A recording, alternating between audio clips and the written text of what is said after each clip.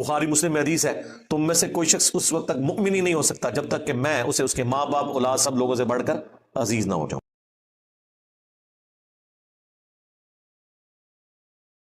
اس حدیث کے الفاظ ہیں کہ ابن عباس کہتے ہیں کہ مجھے بڑی خواہش تھی کہ میں سیدنا عمر سے پوچھوں کہ یہ دو بیویاں کون سی ہیں، لیکن میری جرت نہیں ہوئی ان کی ہیبت کی وجہ سے کہ ان سے سوال کر سکوں، اور اس ریلیکٹنس کے اندر میں نے 1 سال گزار دیا۔ پھر ایک سفر میں سیدنا عمر رفع حاجت کے لیے کسی درخت کے پیچھے گئے اور میں ان کے لیے استنجے کے لیے پانی ارینج کیا۔ جب وہ استنجے سے فارغ ہوئے تو میں نے کہا کہ امیر المومنین، میرے دل کے اندر ایک سوال ہے کہ یہ نبی کی کون سی 2 بیویاں تھیں جن کے بارے میں قرآن میں ایسے الفاظ آئے ہیں، بڑے سخت الفاظ ہیں۔ اس کے آگے آتا ہے کہ تم دونوں اگر اللہ کے نبی علیہ السلام کے خلاف ایکا کر لو گی تو یاد رکھو اللہ کے نبی اکیلے نہیں ہیں، ان کا مولا ہے اللہ، جبرائیل اور اہل ایمان اور سارے فرشتے ان کے مولا ہیں۔ ان اللہ ہوا مولا ہوا جبرائیل و صالح المؤمنین۔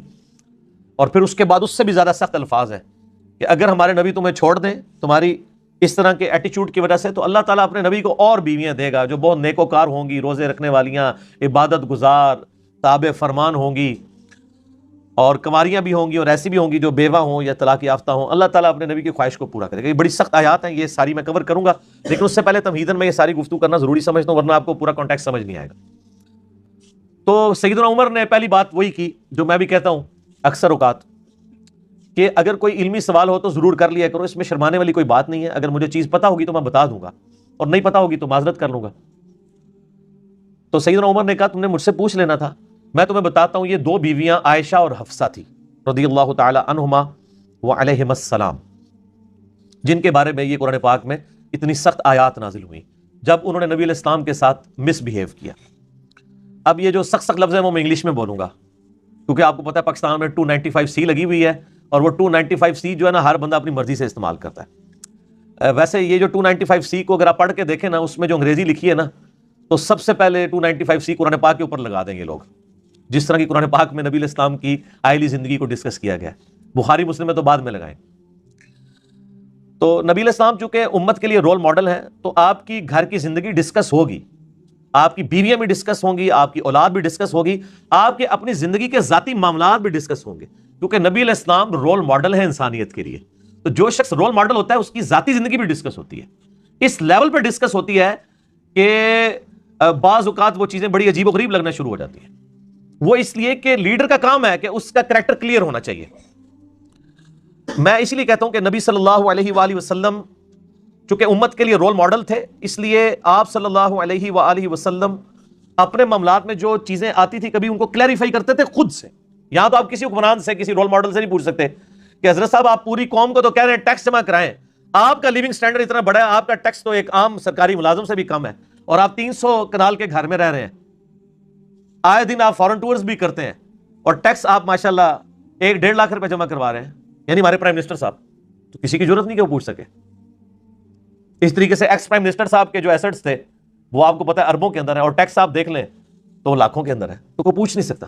لیکن پیغمبر چونکہ رول ماڈل ہوتے ہیں انسانیت کے لیے، وہ ہدایت کے امام ہوتے ہیں، وہ نہ صرف دنیا کے امام ہوتے ہیں بلکہ آخرت کے بھی امام ہوتے ہیں۔ وہ بخاری مسلم میں ایک حدیث ہے، نبی علیہ السلام ایک اندھیری رات میں، صحابہ اکرام کہتے ہیں کہ مسجد نبوی کے دروازے پہ آئے اور ایک عورت کے ساتھ گپ اندھیرے میں، اس زمانے میں جب اسٹریٹ لائٹس نہیں تھی، کافی دیر تک باتیں کرتے رہے، پھر اس عورت کے ساتھ کہیں دور چلے گئے اعتکاف بھی چھوڑ کے، تھوڑی دیر بعد واپس آئے اور آپ علیہ السلام ہمارے پاس آ کے کھڑے ہوئے، ہم چوراہے پہ کھڑے ہوئے تھے، آپس میں گپ شپ کر رہے تھے، تو نبی علیہ السلام ہمارے پاس آئے اور آپ صلی اللہ علیہ وآلہ وسلم نے فرمایا کہ یہ میری بیوی صفیہ تھی جو مجھ سے اعتکاف کی حالت میں ملنے آئی تھی، تو میں اس کو رات میں گھر تک چھوڑنے کے لیے گیا تھا۔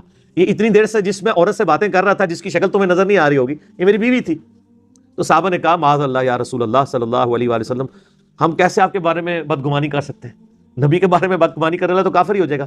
تو نبی صلی اللہ علیہ وآلہ وسلم نے فرمایا نہیں، اصل بات یہ ہے کہ شیطان انسان کے جسم میں خون کی طرح دوڑتا ہے، کوئی شخص بھی اپنے آپ کو شیطان سے آزاد نہیں کر سکتا۔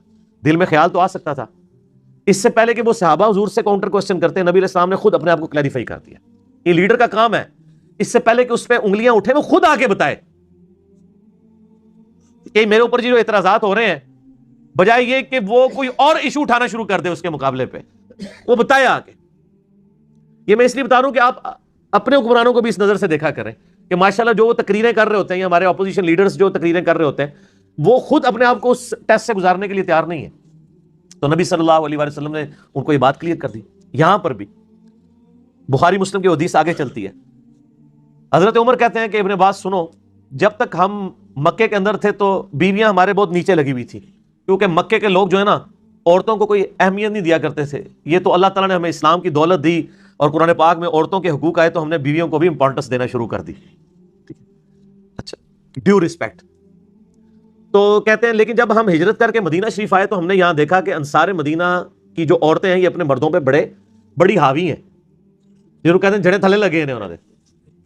تو ان کو دیکھا دیکھی ہماری بیویوں نے بھی ہم سے زبان درازی شروع کر دی.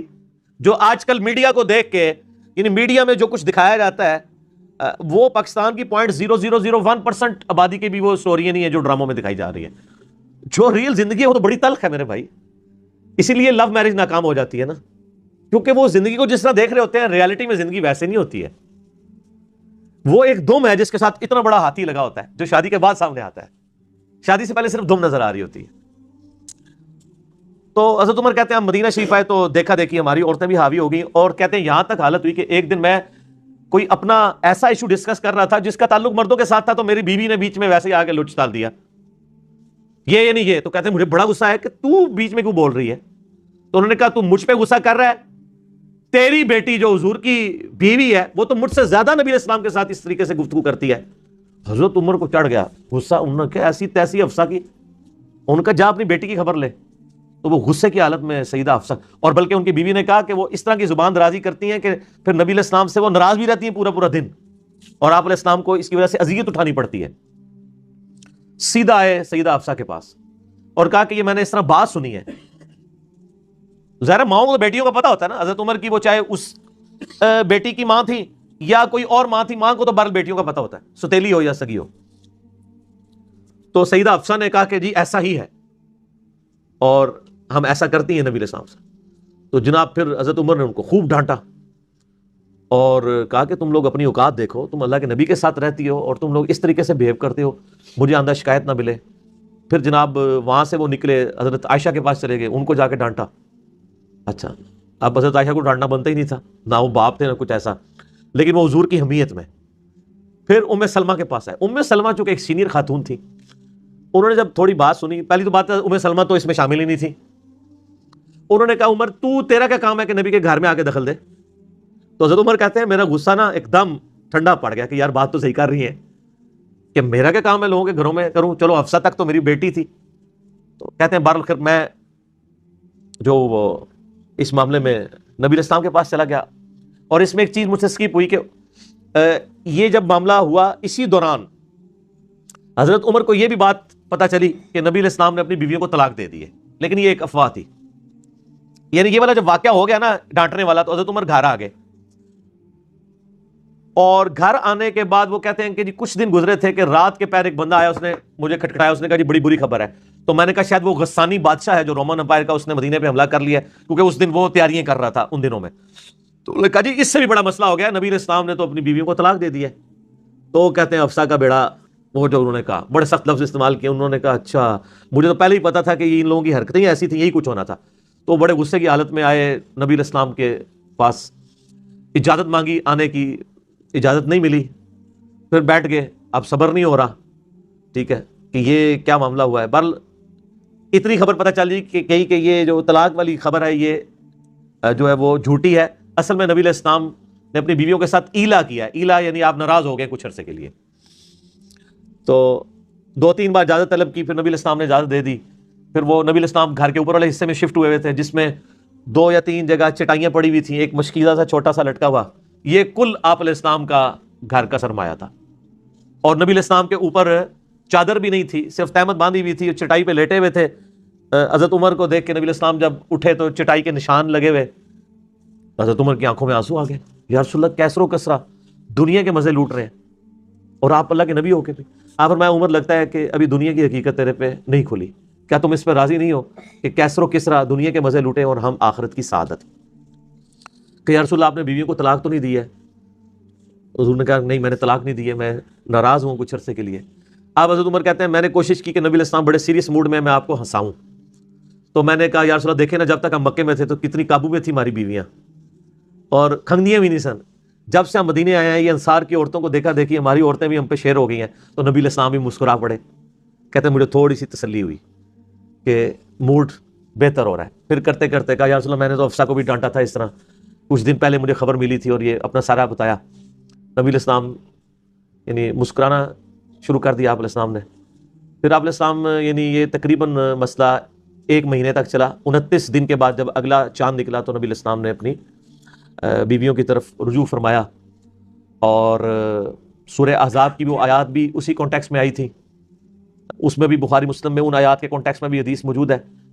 سورہ احزاب کی آیات نازل ہوئی پارہ نمبر 21 کی بالکل آخری آیات، جس میں آیا کہ اے نبی اپنے بیویوں سے کہہ دو کہ اگر تم دنیا کا مال اور دنیا کی دولت چاہتی ہو تو میں تمہیں مال دے کے رخصت کر دیتا ہوں. اگر تم اللہ، اس کا رسول اور آخرت کا گھر چاہتی ہو پھر اسی غربت میں، اسی فقر کی زندگی میں میرے نبی کے ساتھ گزارا کرو. پھر نبی علیہ السلام حضرت عائشہ کے پاس آئے، ان کے سامنے آپشن رکھی ان کا معاذ اللہ، اور کہا تم اپنے باپ سے مشورہ کر لو. ان کا میں مشورہ کیا کروں گی، میں اللہ کا رسول، اللہ تعالیٰ، اللہ کا رسول اور آخرت کا گھر چاہتی ہوں. باقی بیویوں نے بھی یہی کہا.